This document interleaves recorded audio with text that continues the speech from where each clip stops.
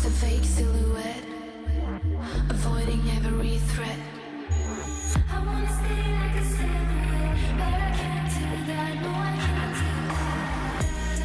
No, I can't do that. Hey internet friends, everyone knows my favorite website for fact-checking is Snopes. They are absolutely not biased in any way, and they're basically my outlet of truth in a world of lies. Not only do they debunk stories before they're ever formally investigated, so I have outlined talking points to help me navigate through any situation, but I'm sorry, what was that? You've heard me smack talk Snopes and all their cats in previous videos? No, that was the old me. That was who I was before I went to the re-education center. Do you think the YouTube algorithm is still listening in, or can we just get on with the show?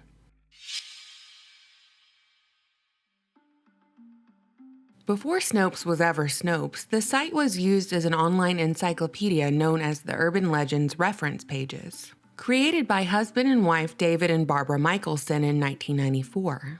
The name eventually changed to Snopes, Snopes being the name of a family of characters who appear throughout the works of American writer William Faulkner. According to David, the user base eventually went from emailing questions about urban legends to emailing questions about politics. So organic, just a natural progression. One of the biggest stories they began fact-checking early on was 9/11. This is how Snopes became a fact-checking site utilized by mainstream media journalists and the average person typing in a question in the search bar. And the site eventually became so well known and respected that they partnered with Facebook to check news stories on its platform. They're part of the reason why, in the age of fake news, if the average person or page on Facebook posts a story that's blurred out warning you that the story is fake, you can attribute that censorship to the fact-checking organizations Facebook uses like Snopes, an arbiter of truth in a world of lies, an arbiter of presumed neutrality. So much public trust and money is placed into Snopes. Yet somehow very little is known about how the operation actually runs. How many folks work at Snopes? What are their political leanings? Who funds the website? Who decided to make it an urban legends hoax debunking website and authority on truth of every genre?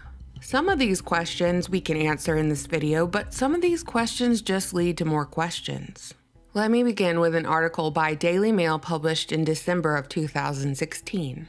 The article served as an expose on one of the most respected fact-checking brands on the internet, detailing the inner workings of the Snopes organization, winding through David and Barbara's messy divorce, and after bringing forth the dark details, dared to ask the question, how could Snopes possibly be trusted to bring us the truth?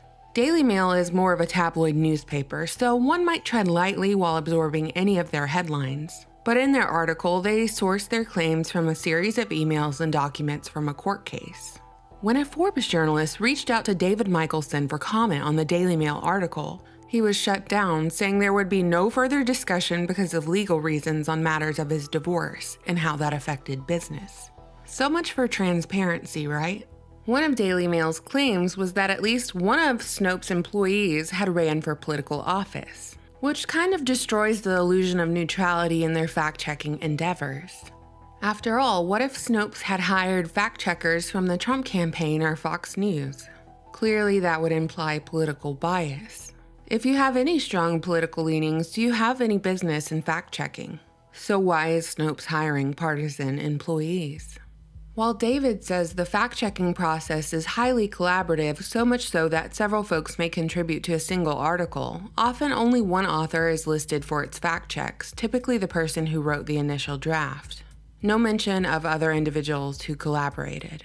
By design, this makes the audit process impossible. So once again, where is the openness? Where is the transparency in a reputable fact-checking organization that tells me what I can and can't post on social media? Everyone has bias. No person is infallible. Except for these fact-checkers, except for Snopes, who has put up a giant facade of neutrality, one that has served to micromanage public discussion, one that has served to tell us what is and isn't wrongthink.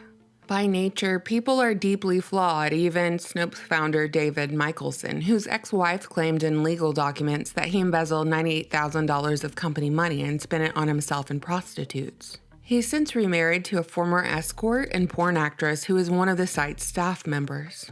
David had accusations of his own to sling back at his ex-wife, and eventually she sold her 50% stake in Snopes to Proper Media, a digital media company which provides advertising services for large-scale publishers. An article from 2018 relayed that Snopes had raised more than $835,000 on a GoFundMe campaign to engage in a legal battle over the site's ownership. Snopes does disclose their sources of funding on the website, but each time they do these crowdfunding campaigns, which they do often, the PayPal contributions are never listed as part of the publication. No one knows how it works internally, including me, said Brooke Binkowski, a former Snopes employee who was fired without warning. Fast forward to 2020, Snopes currently has 16 full-time staff, and the breakdown of their funding goes like this.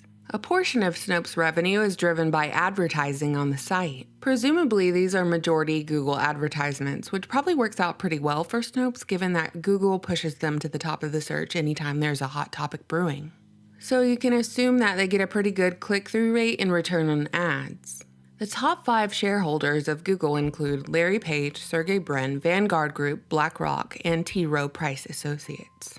Of course, Larry Page and Sergey Brin were famously disgruntled with the outcome of the 2016 election. So one might assume their company culture was built on their own personal belief system and biases that affects something as simple as search results and rank. But as far as Vanguard goes, or BlackRock, or T. Rowe Price Associates, these are investment management companies that have a degree of separation between the investors and their investments. So I can't infer political leanings there. Another huge source of income for Snopes was their fact-checking partnership with Facebook. And of course, the top 5 shareholders of Facebook are Mark Zuckerberg, Vanguard, BlackRock, FMR, and T. Rowe Price Associates. So we have some overlap here, but nothing totally conclusive from this information alone. Other income is generated from crowdsourcing between reader contributions, GoFundMe, and PayPal. And again, how do you trace these donations? Well, I can't. Now that we're done with the money, power, and scandal portion of this video, I want you to know I don't really care about petty Jerry Springer-style divorce highlight reels, marriages to streetwalkers, or how many cats you can legally have under one roof. The only interesting thing I could really find about David came from his resume, which stated he worked at the NASA Jet Propulsion Laboratory and a few other NASA-adjacent companies, but doesn't list in what capacity. I associate NASA with Operation Paperclip, Warner Von Braun, Walt Disney, and I associate JPL with Jack Parsons, one of the founders of the program, who was a leading occultist at the time and Aleister Crowley follower. Which means he was into sex magic, part of the OTO Society, and close friends with Scientology's L. Ron Hubbard. Actually, now that I'm looking, David isn't the only person on his staff associated with NASA or JPL. To make matters even more illusory and magical, the financial records on the Snopes website begin with a one-time financial award from the James Randi Educational Foundation in 2016.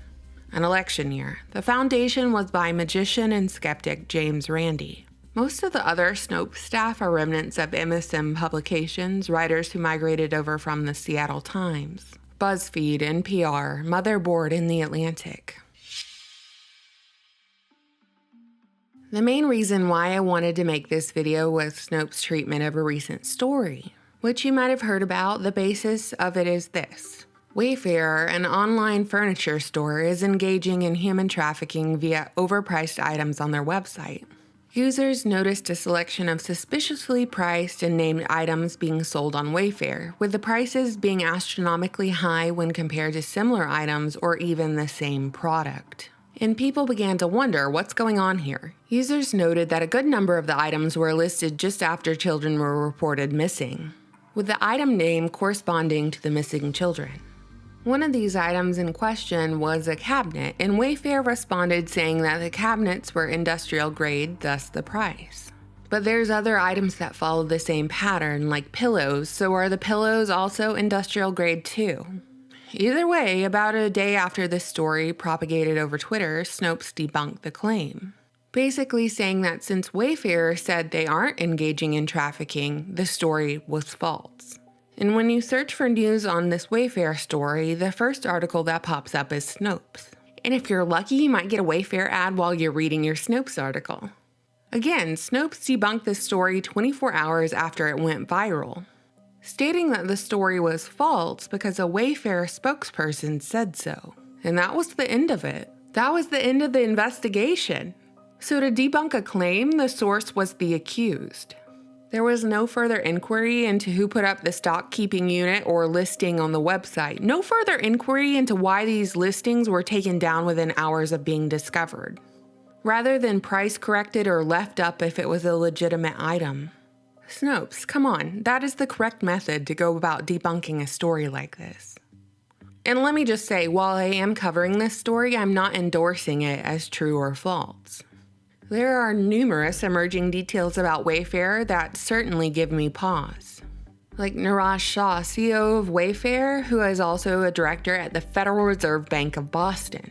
Or how a handful of Wayfair corporate leaders all worked for the notorious Bain & Company, one of the big 3 management consulting firms in the United States known for taking over a company and leaving the shell, installing their own people as management, which I've covered in a previous video. There's Soros money in Wayfair. Heck, there's even a Clinton connection. The gang's all there. I guess it could be real. I guess it could be human trafficking.